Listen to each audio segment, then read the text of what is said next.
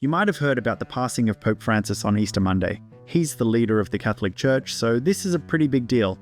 But you're probably also wondering, what happens now? Well, the Pope usually serves for life instead of retiring, so there's a whole process of things that go into motion once he dies.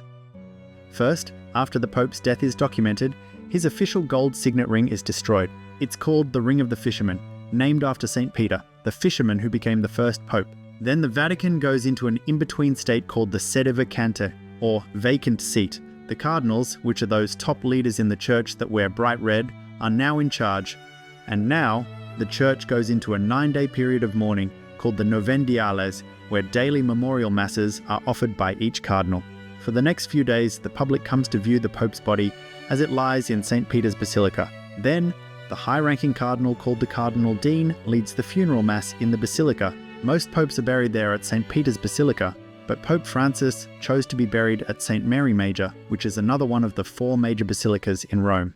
Between 15 and 20 days after the Pope's death, the conclave begins. The conclave comes from the Latin words con, meaning with, and clavis, or key, because during this time, cardinals from all around the world are locked in the Sistine Chapel while they vote for the next pope. The cardinals have to be below the age of 80 to vote, so this time there will be around 135 voting cardinals. During this time, there are some other people in the chapel to look after the cardinals like doctors, cooks, and priests, but they're all sworn to secrecy by a special oath.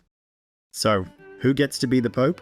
Well, the Catholic Church states that the next pope has to be a male and a baptized Catholic. The normal path to the papacy is to become a priest, then a bishop, and then, typically a cardinal, but there can be exceptions. The last pope who was elected outside the College of Cardinals was way back in 1378, so it's not too likely to happen today. Most modern conclaves take between 2 and 5 days. In the past, it could take months or even up to 3 years to elect the next pope.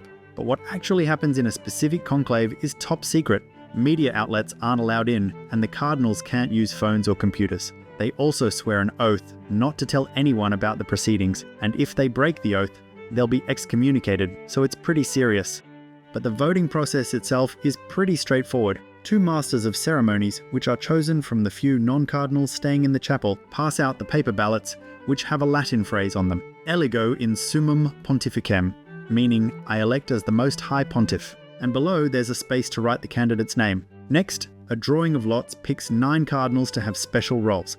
3 cardinals who will count the votes, 3 that will double-check the vote counting, and 3 who will visit sick cardinals who can't make it to the Sistine Chapel and collect their votes. Then at the call of extra omnes, or everyone out, all the non-cardinals leave from the chapel.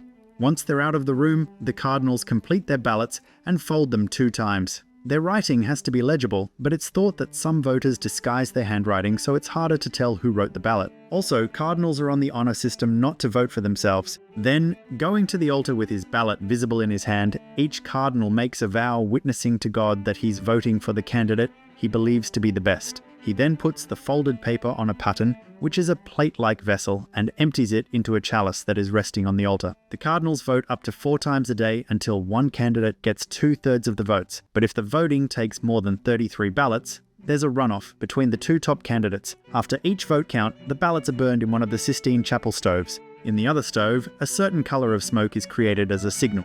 Black, if no decision has been reached, or white, when a new pope has been elected.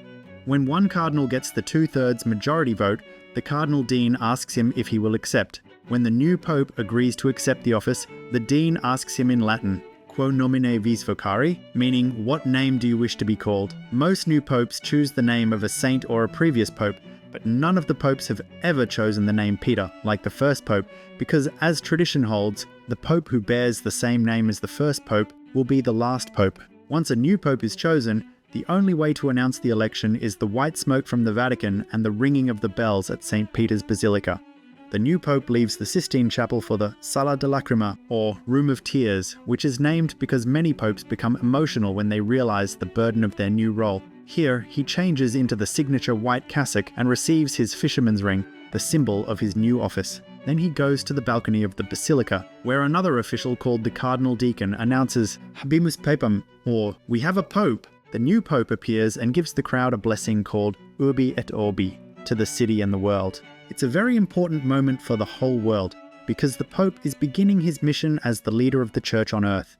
This whole process might seem bizarre, but it's also really important because the Catholic Church isn't just choosing a new CEO. We're choosing the next successor of Peter, who is appointed by Jesus himself to lead the Church. And no matter how crazy the world gets, the same church that Jesus started is still standing, waiting for the next shepherd to carry the keys. If you enjoyed this video, consider subscribing and leaving a comment below. And if you want to learn more about topics like this, stick around.